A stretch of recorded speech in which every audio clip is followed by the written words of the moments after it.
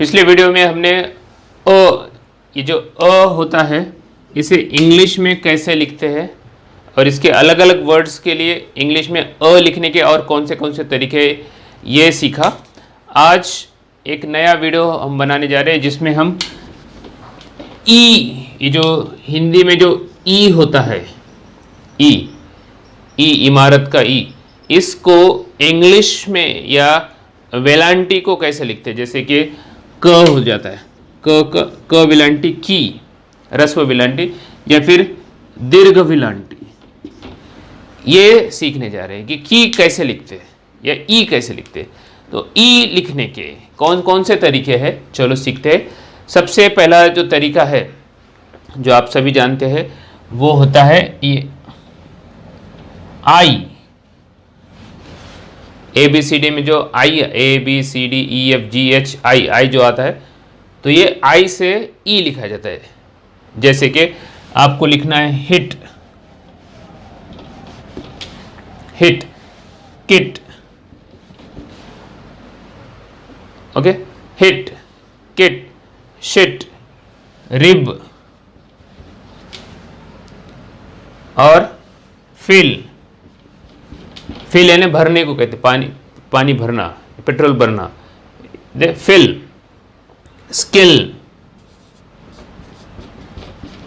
Skill, तो ये आई से क्या हो जाता है, ई की आवाज आती है या रस्व विलांटी। कौन सी विलांटी? रस्व विलांटी।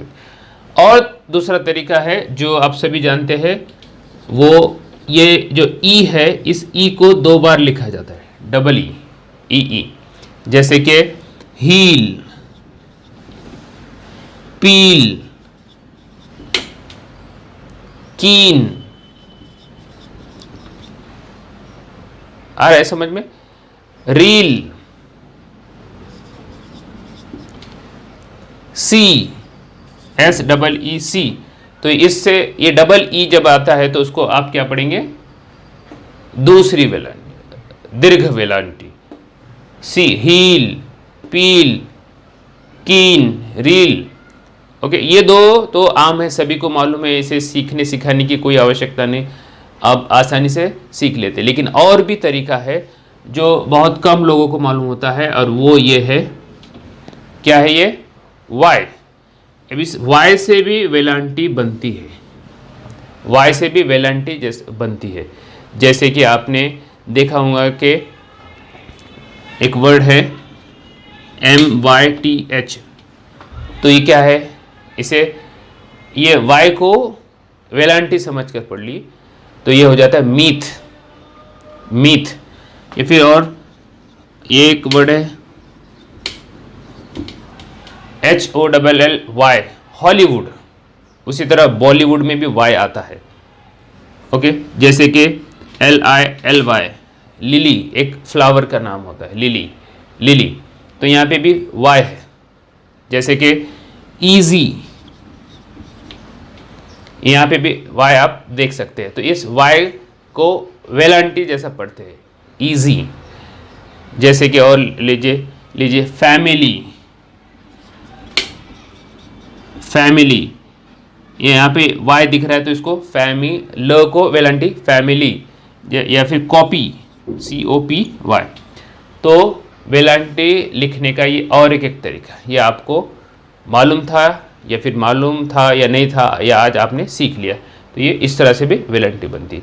और कैसे बनती है, और एक तरीका है जिसमें ये क्या है, ये है यू, इससे भी वेलांटी बनती है। हाँ, आपने सही सुना। जैसे कि एक वर्ड है बिजी, इसे बुजी नहीं पढ़ेंगे, यू क्या हो गया, वेलांटी जैसा काम कर रहा है, बिजी। और यस के बाद वाई तो है, अभी अपने यहाँ देखा बिजी, ठीक है। तो ये एक है, और ये सिंगल ई, यहाँ पे हमने देखा डबल ई, लेकिन यहाँ पर ये सिंगल ई है, तो इससे भी वेलांटी जैसे ही पढ़े। जैसे कि HE he, ME me, BE be, इसको HE ही, इसको हे नहीं पढ़ते, नहीं तो आप हे पढ़ेंगे। इंग्लिश में ही यानी वो he is a my friend वो लड़का, ही इज़ अ बॉय, ही, मी मुझे, बी, ओके बी, और जैसे कि बी हो गया है की, यहाँ पे वाई जो है ये साइलेंट है, इसे पढ़ते नहीं, यहाँ पे पढ़ेंगे, यहाँ पे वेलेंटी जैसा पढ़ेंगे, यहाँ पे साइलेंट है, साइलेंट लेटर पे भी हम एक वीडियो बनाएंगे। उसके बाद है वी,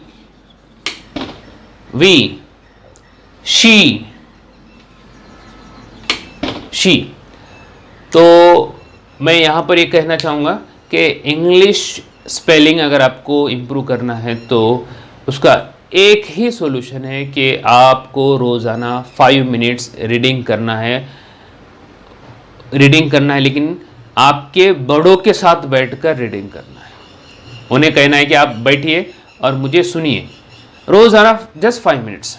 तो इंग्लिश एक कैसा अजीब लैंग्वेज है, यहाँ कहीं पे यू वेलेंटी जैसा भी होता है, अ जैसा भी पढ़ा जाता है। तो जब तक आप किसी बड़े के साथ नहीं बैठेंगे तब तक आपकी इंग्लिश रीडिंग या राइटिंग इम्प्रूव नहीं होगी। तो रोज़ाना बैठना है, उसको देखना है उस वर्ड्स को। जब आप देखेंगे तो आपके माइंड उसका पिक्चर ले लेता है और वो याद हो जाता है। तो बैठने से, दूसरों के सामने पढ़ने से या उसको देखने से वर्ड्स के स्पेलिंग अच्छी तरह से याद हो जाते हैं। ठीक है, तो इंग्लिश स्पेलिंग के रूल्स के पीछे मत भागिए। रूल्स अगर याद करोगे तो फिर आप ज़्यादा कन्फ्यूजन हो जाओगे। ऐसा रोज़ाना थोड़ा थोड़ा अगर आप रोज़ 5 मिनट भी देते हैं तो बहुत हो जाएंगे। ओके, सो यहीं रुकेंगे, फिर मिलेंगे किसी और वीडियो के साथ। Till then take care, bye.